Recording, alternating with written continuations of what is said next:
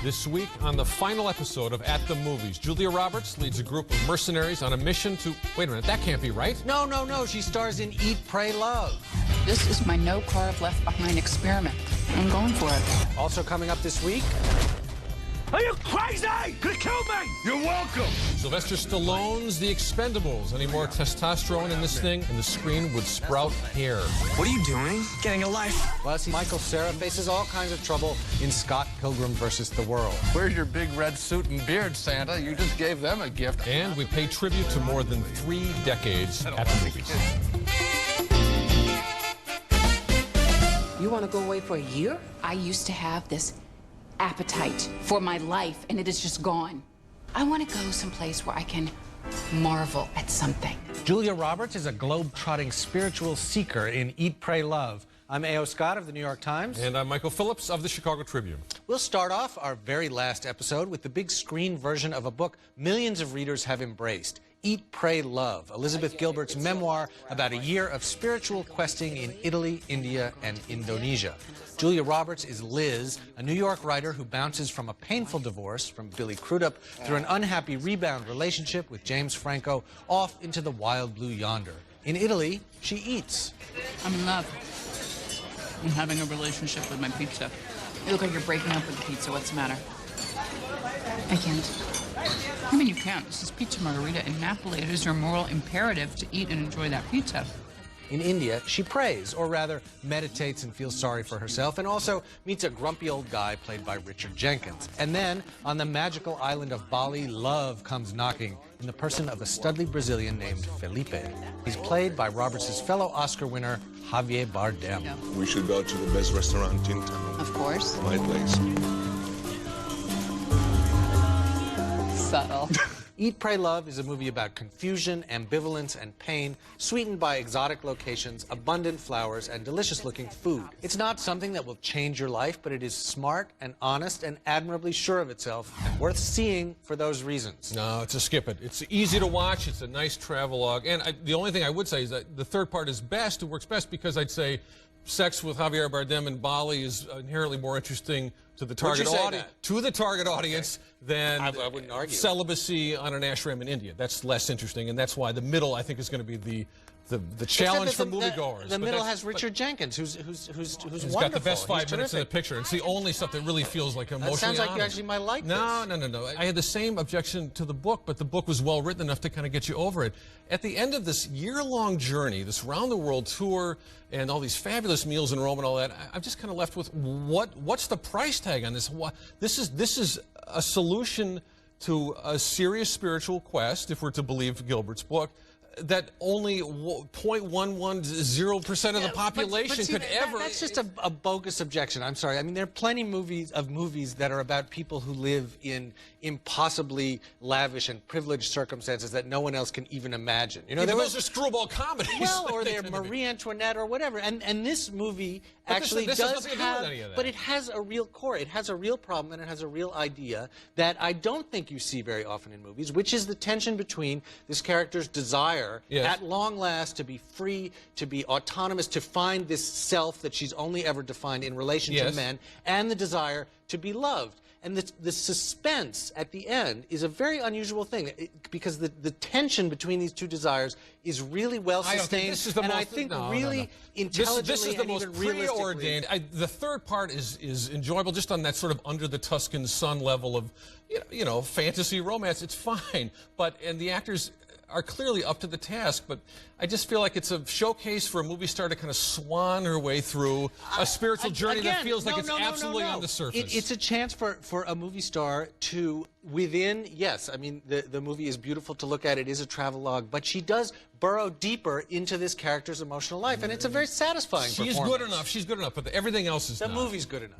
Coming up next, Michael Cera brings his deadpan and his mad fighting skills to the romantic fantasy Scott Pilgrim versus the World. Does that mean we can make out? Sure.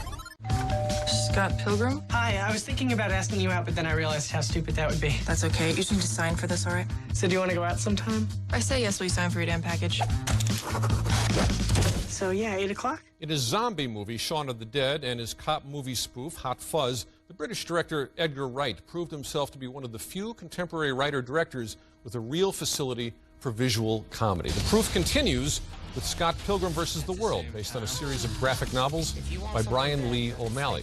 They're about a dweeby young Toronto lad in his early 20s, played in the film by Michael Cera. Scott Pilgrim is in a band and tentatively dating a high schooler when he falls hard for the tough chick of his dreams, played by Mary Elizabeth Winstead.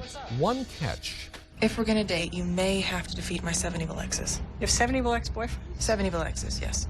And I have to fight, defeat your 7 evil exes if we're going to continue to date? Pretty much. The film spins its wheels in the final half hour, which is too bad. And you might wish Ramona, the Winstead character, had 4 or 5 evil exes to defeat rather than 7. But the battles are inventive, the film is very quick on its feet, and Wright has figured out the tone. In this summer of formulaic blockbusters, here is a fantasy with a deadpan comic edge you might just go for. I did. I say see it. Good. I agree. Let's yeah, succeed. It's really original and imaginative and inventive. One of the few movies I've seen that combines video games with, you know, live action, quasi-realistic filmmaking in an interesting and fresh way. I mean, I'm not a big video game player, but I thought the way that he's grabbing extra lives and the way that when he defeats these exes, they turn into a shower of coins, which he goes and picks up, was very... And it's very clever. Right from the opening credits where you hear the Universal Studios logo with that familiar theme done in this very tinny late 80s arcade. Yeah. It's clever. Edgar Wright has made not a bad film yet. I would say he's got a penchant for, you know, 15, 20 extra minutes he doesn't need. I hope he kind of learns a little bit of economy as he explores his invention. Too many endings, but such a fresh, witty, fast style, and some really good songs, too. Scott Pilgrim's band, which is called Sex Bob-omb, they play songs composed for the movie by Beck. And those transitions, the visual transitions between scenes are just like they are in the graphic novel, but they're not just replicating the storyboarding. It's like finding a new cinematic way and getting a laugh with it, too. And it's self-conscious in the way that the characters are self-conscious about themselves. It's in a way very modest and unassuming, even though it's very inventive. Won't be for everybody, but it's clever. Yeah, it's a nice movie. Coming up next, Stallone, Schwarzenegger, Willis, Statham, what? Chuck Norris was busy? It's a virtual who's who of action stars in The Expendables. Well, I got 3 pieces of work. 2 a walk in the park and 1 to hell and back. So, we are working for the agency. I gotta recon this island first. The only thing you need to know is the job's real and the money's real. The Expendables describes itself as a film by Sylvester Stallone, and that pretty much says it all. Once again, Stallone liberates the oppressed masses of the third world and kills a whole lot of people in the process. But this time, he's got lots of help. Dolph Lundgren, Jet Li, Jason Statham, Stone Cold Steve Austin, and for a few minutes each, Bruce Willis, Arnold Schwarzenegger, and Mickey Rourke, who goes all misty on us. I don't want to die all alone, full of holes in the mud and blood. I'll die with something that counts. I'm going to die with a woman. These guys are so sensitive. They just want to help people, and they use whatever tools happen to be at their disposal. You want the money? Go get it. What's that? In a text. Excuse me? Now, that early scene is actually fairly restrained. The bloodshed is very intense in The Expendables, and in the last half hour, the picture lets go of its always shaky hold on narrative coherence and just lets fly with the fireballs and the bullets and the testosterone. Statham punches a guy in the face when the guy's already on fire. Terry Crews launches an artillery shell at a helicopter with his bare hands. Yeah! This movie is blunt, dumb, and crude, but not without a certain leathery charm. I laughed quite a bit. Enough to say that after a hard day at the office, you might want to open up a light beer, slap on a fake tattoo, fire up a cigar, and rent it. I would actually, I would say see it to that review. But I would say the movie is fun in theory. I don't think it's leathery. It's more like a trip to the Naugahyde outlet store. These guys are beyond leathery. I actually thought it was like a trip through the cooling room at a Chicago steakhouse. I haven't seen so much air-dried, aged beef. Yes, a lot of beef. I sat through so many Golden Globus, Canon Pictures classics from the 80s and 90s that had more. Those had more honest, low-down entertainment value than this. I think a pretty self-conscious attempt to get that old style and feeling back. I just think Stallone isn't much with action as a director behind the camera, and he loves the close-up that is from the eyebrow to the upper lip only, and that interspersed with fireballs, interspersed with beheadings, makes kind of a I guess so, drag. but this kind of reminded me of a reunion tour of a rock band that everyone's forgotten about that hasn't had a hit in 25 years. Foghat. Yeah, it's like the Foghat reunion tour, and there's a certain amount of fog and a few the fog of war, baby. This is the fog of war. But, I mean, I had a pretty good time, partly because it reminded me of those old, somewhat better. I wanted to. But Stallone's goodwill with the audience is still there, and the other guys too, and maybe that's enough to make it a hit. It's not very good, but maybe that's enough. Coming up next, it's time to say goodbye. We look back at 35 years at the movies.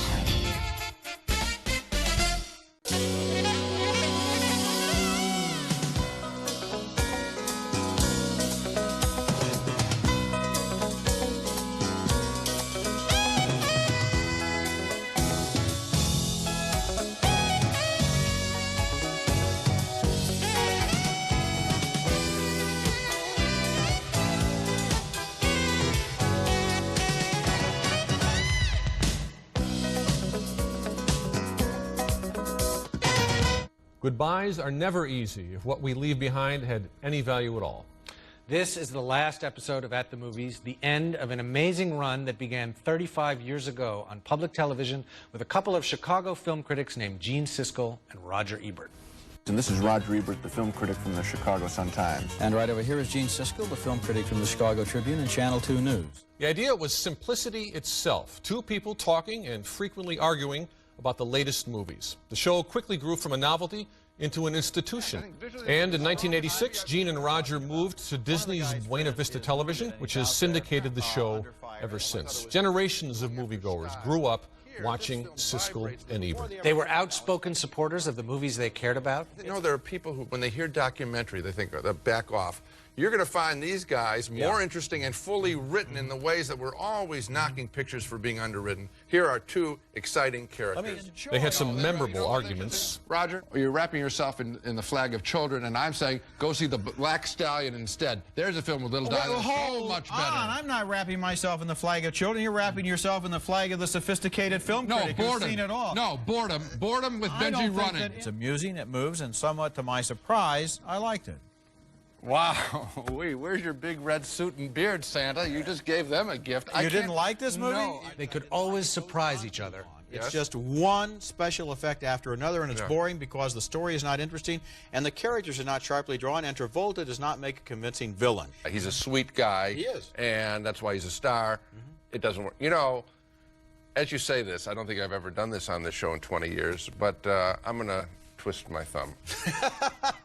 I'm going to go just like this because I talked you into it. Well, listen. I'm changing my opinion now. Do me one. No, I'm amazed. I know you're amazed. Do me one favor. Yeah. Look in the camera and say I was wrong about Cop and a Half. It wasn't a very good movie. Burt Reynolds. No, I won't do that. What? No, I won't do that. Listen, I saw things in Cop and a Half that I admired. That no one else did. Okay, well. And they reminded us that film criticism isn't just about analysis and debate. Ultimately, it's personal. I can remember when I was in high school. That's a long time ago. Yes. When I was 14 years old, a girl wanted to break up with me. And you know what she told me? She said, she likes you. And the moment that I heard that, I just turned away to the one who did like me, you see, because I was such a pushover for the fact that I was being accepted. I think there's something of that in everybody at every age. That one of the most amazingly attractive things about a woman, Gene, is the fact that she likes you. Well, that makes her attractive. Well, shows what good sense she has. Yes, I can't argue with that. Can't argue with that at all. I don't know what that has to do with the movie, except that we now know what happened to Roger at 14. Tony, in the summer of 1980, I was working at a factory, and I was working with people who saw their first subtitled film because of Roger Ebert and Gene Siskel.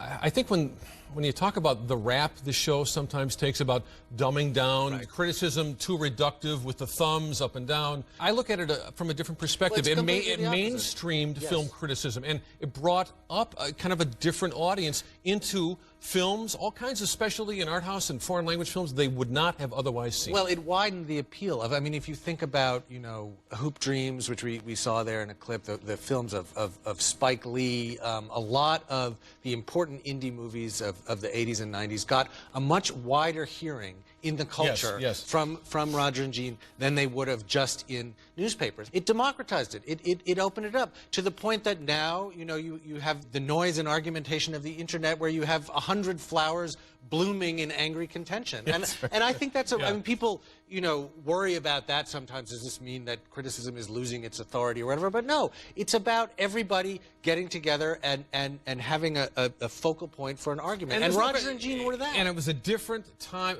The media landscape we could not recognize today. When you had two voices for a diverse kind of film and a wider array of choices than people knew they even had, that really meant something. Well, what I remember is an episode, I don't remember from exactly when it was. They devoted a whole episode of the show, Roger and Gene, to the career of Tom Cruise. And they looked at Top Gun and Cocktail and Risky Business and Days of Thunder. And the thing that really struck me about it, watching it then, when I was much too much of a snob to care about Tom Cruise, is that they took him seriously as an actor and as a movie star and showed how you could take a popular medium seriously without being solemn and somber. If you have the right critics calling attention to the right things and they don't cry wolf and they actually hold their standards, you can do a service. And they were the right critics.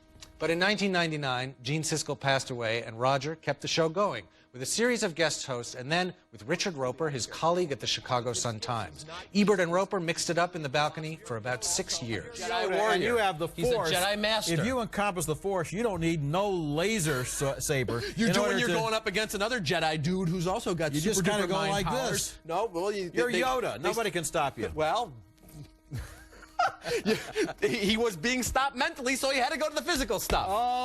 Okay. It's a lot of fun, and there's a lot of great action sequences. Okay, well, I'm sure that a lot of people will agree with you. When Roger became ill in 2006, Richard forged ahead for 2 more years with various co-hosts, including a film critic from the Chicago Tribune. It's probably as bad a film as this talented writer-director has ever made. I mean, this sits there like The Village did, and it's almost I like The Village. That's an underrated film, too. Good, good. We have a consistently good taste critic here.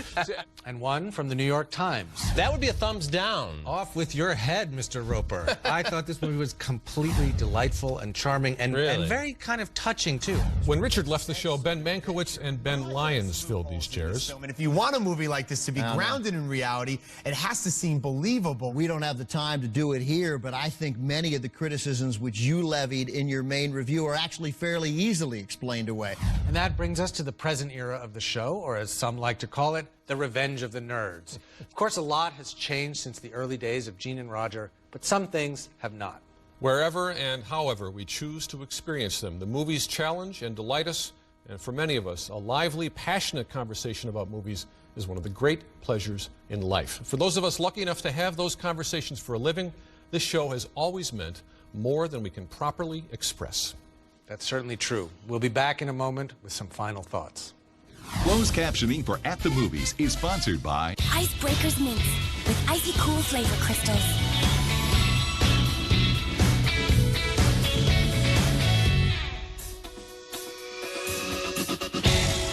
Icebreakers. Stay cool.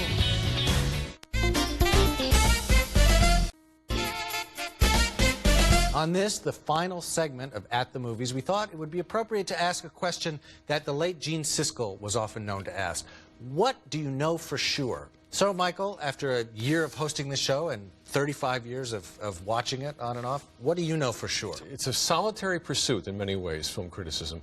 And to be able to turn what is a private act into kind of a more public debate and, you know, inquiry has been just stimulating for me, and I hope useful to people out there. You know, there's enough goodwill on the way in and really kind of an amazing amount of goodwill on the way out now that makes me think, you know, we did all right. I think so, and there was also a lot of really interesting pushing back. You know, when we came down and panned The Blind Side later on, when we both panned Shutter Island. I never panned The Blind Side. I would never do that. Oh, you're rewriting history now. Yeah. But, you know, and we got a lot of emails and letters, and people were angry and provoked by it, and I think that that's great when you can get a rise out of people, when you can connect with stuff that people care about. The whole tradition of this show is truly the opposite of the ivory tower, because you can't wear the sweaters Roger and Gene wore in an ivory tower. You know, this is about a different kind of forum, and it's been great fun to try to figure out how it suits us. Well, it's been really fun, and I can't think of anyone I would rather have done it with.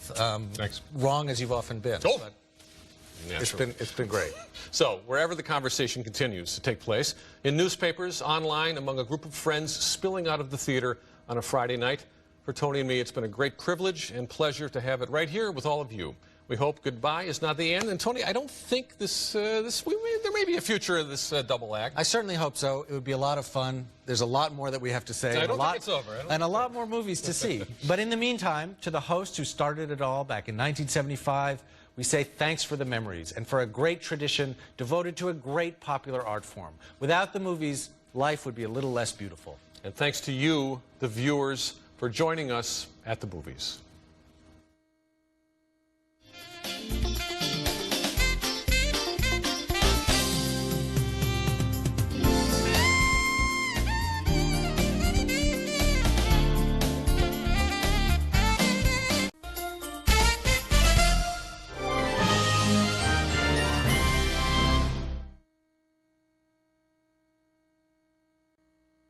It's Shoe Weekend.